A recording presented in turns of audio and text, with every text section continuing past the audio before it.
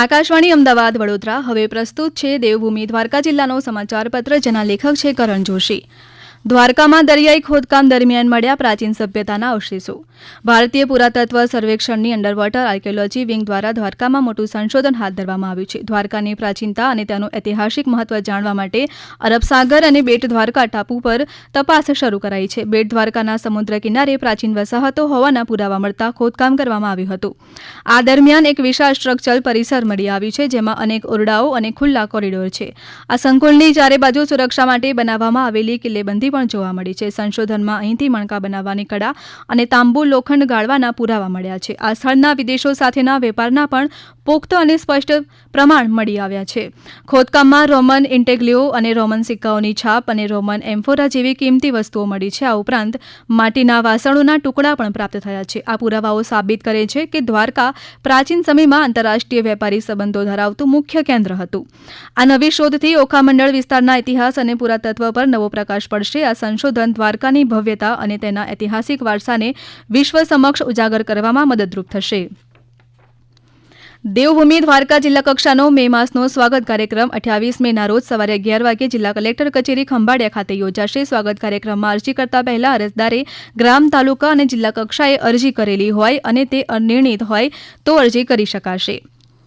સલાયા પરોડિયા સોલ્ટવર્ક રસ્તાના ચેઇનેજ બોક્સ કલ્બર્ટના પિયરમાં નુકસાન થયેલ હોવાથી સલામતીના ભાગરૂપે જિલ્લા મેજિસ્ટ્રેટે જાહેરનામું પ્રસિદ્ધ કરી સલામતીના ભાગરૂપે તમામ પ્રકારના ભારે વાહનોને આ બ્રિજ પરથી પસાર થવા પર પ્રતિબંધ લગાવવામાં આવ્યો હતો, જે હવે હટાવી દેવાયો છે.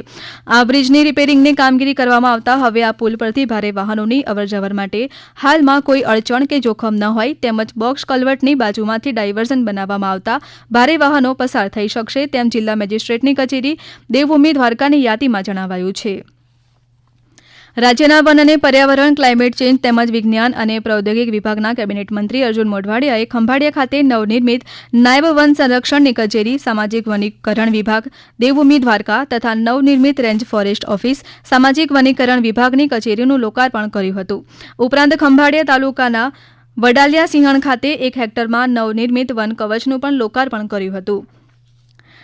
જિલ્લા મહિલા અને બાળ અધિકારીની કચેરી દેવભૂમિ દ્વારકા દ્વારા મહિલાઓના કાનૂની હકો વિશે જાગૃત કરવા અને સુરક્ષિત કાર્યસ્થળ માટે માર્ગદર્શન પૂરું પાડવાના હેતુથી જામખંભાળિયા ખાતે કામકાજના સ્થળે મહિલાઓની જાતીય સતામણી અધિનિયમ 2013 અંતર્ગત જાગૃતિ સેમિનાર યોજાયો હતો. આ કાર્યક્રમમાં જિલ્લા મહિલા અને બાળ અધિકારી દ્વારા જાતીય સતામણી અંગેની વિવિધ કાયદાકીય જોગવાઈઓ તેમજ આજના ટેકનોલોજીના યુગમાં એઆઈના માધ્યમથી થતી જાતીય સતામણી અને તેના દુષ્પરિણામો અંગે ઊંડાણપૂર્વક માર્ગદર્શન આપવામાં આવ્યું હતું.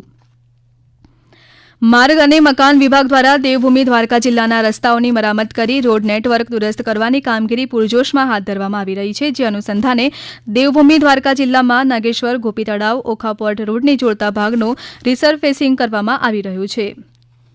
હાલના આધુનિક સમયમાં કોઈપણ વ્યક્તિને વીજ પુરવઠા વગર ચાલે તેમ જ નથી, ત્યારે વીજ પુરવઠાની સતત વધી રહેલી માંગ સામે બચત જ એકમાત્ર ઉપાય છે. આ અંગે દેવભૂમિ દ્વારકા જિલ્લા કલેક્ટરે જિલ્લાવાસીઓને જણાવ્યું હતું કે વીજળી આપણા જીવનનો મહત્વપૂર્ણ સ્ત્રોત છે, તેથી જ તેનો યોગ્ય અને મર્યાદિત ઉપયોગ કરવો આપણા સૌની નૈતિક ફરજ છે. રાજ્યપાલ શ્રી આચાર્ય દેવવ્રતજીએ પણ બિનજરૂરી વીજ વપરાશનો ઉપયોગ ટાળવા માટે અનુરોધ કર્યો છે. ત્યારે અનાવશ્યક રીતે વીજ ઉપકરણો જેવા કે લાઇટ, પંખા, ટીવી, એસી અને અન્ય વિદ્યુત ઉપકરણો ચાલુ રાખવાથી વીજળીનો વ્યય થાય છે.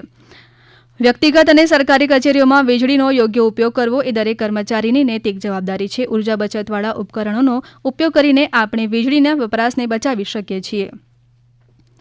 આપ સાંભળી રહ્યા હતા દેવભૂમિ દ્વારકા જિલ્લાનો સમાચાર પત્ર, જેના લેખક હતા કરણ જોશી. આ પ્રસારણ આકાશવાણીના અમદાવાદ વડોદરા કેન્દ્ર પરથી કરવામાં આવ્યું.